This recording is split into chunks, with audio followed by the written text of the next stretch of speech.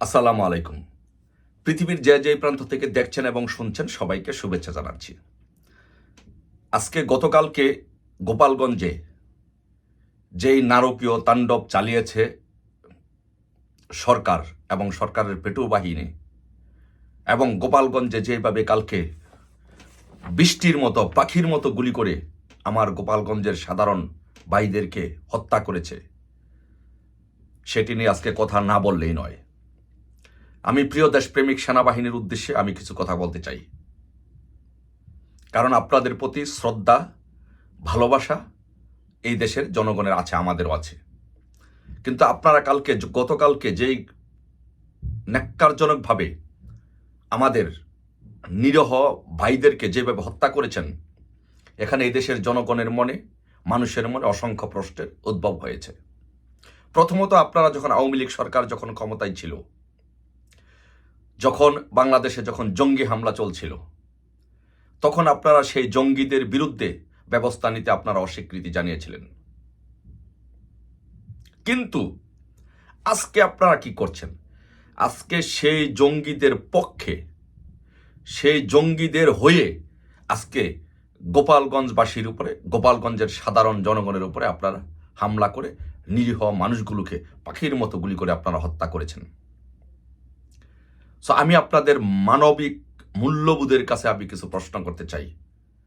আপনারা শিক্ষিত মানুষ, মার্জিত মানুষ, পড়াশোনা করা মানুষ। সে গোপালগঞ্জের যেই মানুষগুলোকে, আপনারা নিরীহ মানুষগুলোকে হত্যা করেছেন, শুধু চোখটা বন্ধ করুন। চোখটা বন্ধ করে একবার ভাবুন, আপনার ভাইকে যদি কেউ গুলি করে এইভাবে নির্বিচারে হত্যা করতো, আপনার ভাই যদি আপনি হারাতেন, তাহলে আপনার অনুভূতিটা কেমন হতো? আপনার পরিবারের কোনো সদস্য যদি অন্য কেউ গুলি করে এভাবে মারত, তাহলে আপনার অনুভূতিটা কেমন হতো? আর আপনাদের কাছে প্রশ্ন, আপনাদেরকে এইভাবে নির্বিচারে সাধারণ মানুষকে গুলি করার, হত্যার অধিকার কে দিয়েছে? ইসলাম দিয়েছে না আইন দিয়েছে? আপনারা জঙ্গিদের পক্ষ অবলম্বন করে, যে জঙ্গিরা বাংলাদেশে, সারা বাংলাদেশে মব সন্ত্রাস করে তাণ্ডব চালাচ্ছে, তাদের বিরুদ্ধে আপনারা কোনো ব্যবস্থা নিচ্ছেন না। তাদের বিরুদ্ধে ব্যবস্থা আপনি না নিয়ে তাদেরকে, গোপালগঞ্জে এই সন্ত্রাসীদেরকে, গোপালগঞ্জের সাধারণ জনতা, একদম গণমানুষ যখন তাদেরকে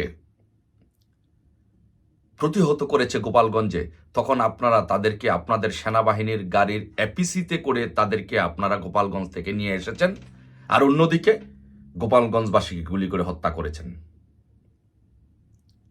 এই বিচার আপনাদের বিবেকের কাছে দিলাম। আপনাদের এই কর্মকাণ্ডগুলো জাতিসংঘে যাবে, সব মানবাধিকার সংস্থাগুলোর কাছে যাবে। কিন্তু যাওয়ার আগে আপনাদের বিবেকের কাছে প্রশ্ন দিলে আপনারা একদিনের এই জন্য বিচারের মুখোমুখি হবেন। যারা এই কাজগুলো করেছেন, আপনার ভাই সেনাবাহিনী, আপনার ভাই, আরেকজন ভাই আপনার পাশে যে চাকরি করতেছে, সে কিন্তু আপনার এই কাজগুলো লিপিবদ্ধ করে রাখছে। আপনি মনে করবেন না যে আপনার ভাই, সব সেনাবাহিনীতে সবাই এই কর্মতৎপরতার সাথে জড়িত না। এই সেনাবাহিনীর অসংখ্য অফিসার বঙ্গবন্ধুকে বিশ্বাস করে, মুক্তিযুদ্ধকে বিশ্বাস করে, স্বাধীনতাকে বিশ্বাস করে। আপনি আজকে যে কাজগুলো করছেন, আপনার কাজগুলো কেরামান কাতিবিনের মতো আপনার পাশের ভাই লিপিবদ্ধ করে রাখছে।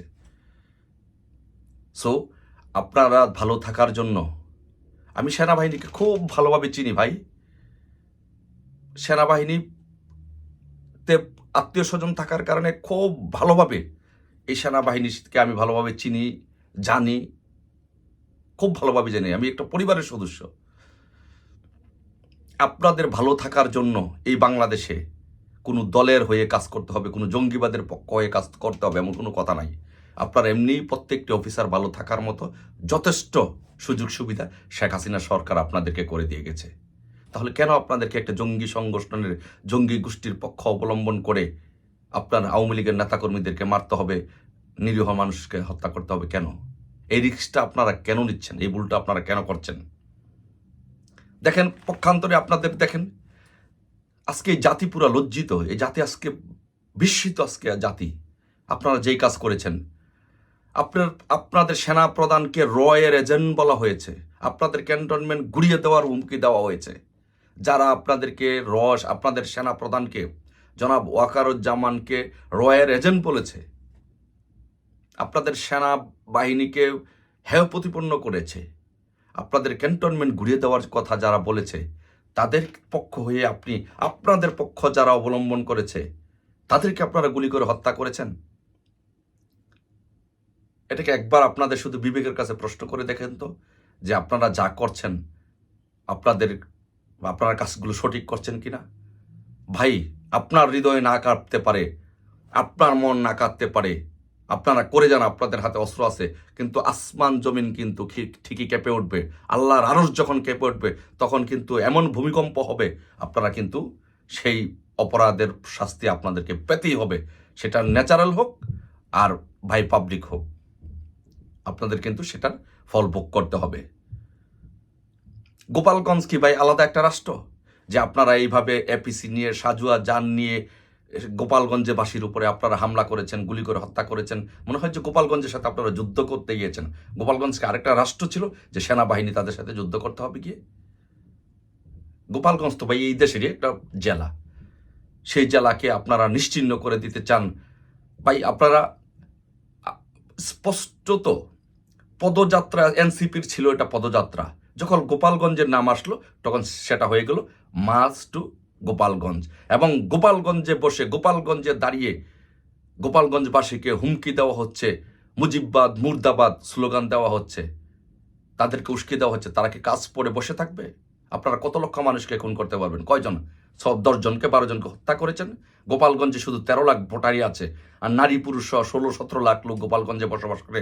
16-17 লাখ লোক যদি আপনারা হত্যা করতে পারেন, তাহলে গোপালগঞ্জের নাম মুছে দিতে পারবেন। গোপালগঞ্জের একজন মানুষ বেঁচে থাকতে আপনারা গোপালগঞ্জের নাম নিশানা আপনারা মুছে দিতে পারবেন না, এবং গোপালগঞ্জে বঙ্গবন্ধুর প্রতিকৃতিও ভাঙতে পারবেন না। সেটা আপনাদেরকে বুঝতে হবে। আর গোপালগঞ্জ তো শুধু গোপালগঞ্জ নয়, বাংলাদেশের প্রত্যেকটি জেলায় এখন গোপালগঞ্জ। এই বাংলাদেশের প্রত্যেকটি জেলায় এখন গোপালগঞ্জের অধীনে। এই বাংলাদেশের প্রত্যেকটি জেলায় এখন আমরা দাবি করি যে আমরা হব গোপালগঞ্জ। সো আপনাদেরকে বলবো যে ধানমন্ডি 32 নম্বর যখন ভেঙে দেওয়া হলো, গুড়িয়ে দেওয়া হলো, তখন কিন্তু আপনারা ওখানে দাঁড়িয়ে দাঁড়িয়ে দেখেছেন ধানমন্ডি 32 নম্বর দীর্ঘ সময় নিয়ে ভেঙেছে। আপনারা কিন্তু এই মব সন্ত্রাসীদের বিরুদ্ধে সেনাবাহিনী কিন্তু আপনারা কোনো প্রতিরোধ গড়ে তোলেননি, এই 32 নম্বর রক্ষা করেননি। কিন্তু আজকে যখন এরা মার্চ টু গোপালগঞ্জ করে যখন বঙ্গবন্ধুর সমাধিস্থল যখন ভেঙে দেওয়ার জন্য গিয়েছে, তখন সেখানের সাধারণ জনগণ সেটা প্রতিরোধ গড়ে তুলেছে। আর সেই সাধারণ জনগণের উপরে আপনারা গুলি করেছেন। সো আপনাদের কাছে বিনীতভাবে অনুরোধ করব, সন্ত্রাসীদের পক্ষ অবলম্বন না করে জনগণের কাতারে এসে দাঁড়ান। জনগণ জেগে উঠেছে এই সন্ত্রাসীদের বিরুদ্ধে। ইনশাল্লাহ প্রতিরোধ শুরু হয়েছে, গোপালগঞ্জ থেকে প্রতিরোধ শুরু হয়েছে, সারা বাংলাদেশে প্রতিরোধ হবে ইনশাল্লাহ। কেউ দাবায় রাখতে পারবে না ইনশাল্লাহ। বিজয় সুনিশ্চিত, মুক্তিযুদ্ধের পক্ষের শক্তির বিজয় ইনশাল্লাহ অবশ্যই হবে ইনশাল্লাহ। জয় বাংলা, জয় বঙ্গবন্ধু।